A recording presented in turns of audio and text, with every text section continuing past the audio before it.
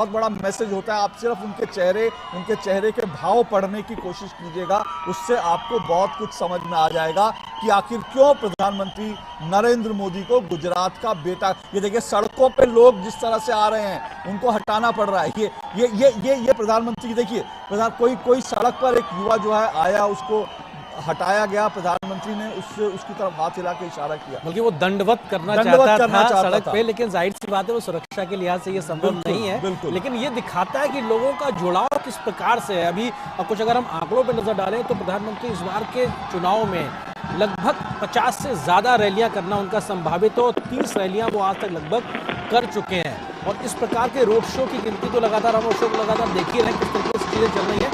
क्या वो एक 72 वर्ष की उम्र है उनकी, और ये जो ऊर्जा है ये भी अपने आप में लोगों तक जोड़ने का एक बड़ा कारण दिखाई पड़ता है। क्योंकि प्रधानमंत्री के बारे में देखिए, वो कभी 24/7 काम करते रहते हैं, लोगों के बीच में नजर आते हैं, वो थकते नजर नहीं आते। तस्वीर देखिए आ रहे हैं, ये तस्वीर, ये पिक्चर ऑफ द डे है, ये पिक्चर ऑफ द डे है जो आप इस वक्त अपने स्क्रीन पर देख रहे हैं। आज की तस्वीर है प्रधानमंत्री का काफिला और चारों तरफ लोगों का हुजूम।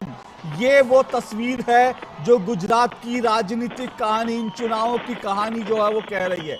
चुनाव नतीजे 8 तारीख को आएंगे, लेकिन बहुत कुछ जो है ये जो प्रधानमंत्री की यात्रा, और आनंद ये जो आपने अहमदाबाद का जिक्र किया, आपने खास करके अहमदाबाद डिस्ट्रिक्ट की अगर बात करें तो दादा अपने सारे आंकड़े को तोड़ेगा। क्योंकि प्रधानमंत्री ने एक रैली में कहा था कि नरेंद्र को आपने एक बार दिया था, भूपेंद्र के लिए रिकॉर्ड तोड़ दीजिए गुजरात, ये बात का जिक्र किया था। और नरेंद्र भूपेंद्र की जोड़ी के लिए वो लगातार वोट की बात कर रहे हैं, डबल इंजन की सरकार की बात कर रहे हैं। शायद इसीलिए ये 50 किलोमीटर से ज्यादा का जो सफर है, इसमें दोनों ओर उमड़े हुए हजारों की संख्या में लोग ये बताने के लिए काफी है किस प्रकार से एक उत्साहित बीजेपी दिखाई पड़ रही है। क्योंकि जनता का प्यार इसने अभी भी लगातार अपने प्रधानमंत्री के प्रति लगातार बना हुआ है, उनकी नीतियों से मिल रहे लाभ को लेकर लगातार वो परिस्थितियां दिखाई पड़ रही हैं। शैलेंद्र हमारे सहयोगी भी लगातार बने हुए। शैलेंद्र, आप जिक्र कर रहे थे तमाम प्रकार की योजनाओं को लेकर, निश्चित तौर से गुजरात में गुजरात मॉडल और गुजरात मॉडल पर देश का चुनाव होने का जिक्र हम लगातार बीते कई चुनाव से देखते रहे हैं। और अब जबकि गुजरात में चुनाव हो रहा है तो उसी गुजरात मॉडल के लगभग 2 दशक का जो सफर है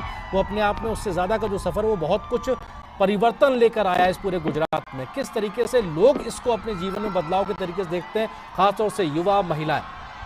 निश्चित तौर पर गुजरात में जो विकास हुआ है, या गुजरात में जो विकास का मॉडल सफलतापूर्वक लागू किया गया है, हम देखते हैं कि देश के अलग अलग हिस्सों में उस मॉडल को लागू करने की कोशिश हुई है।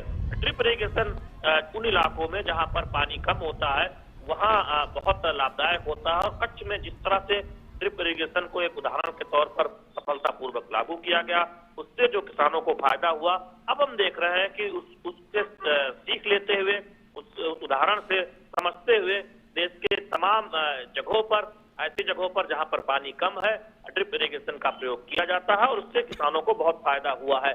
जो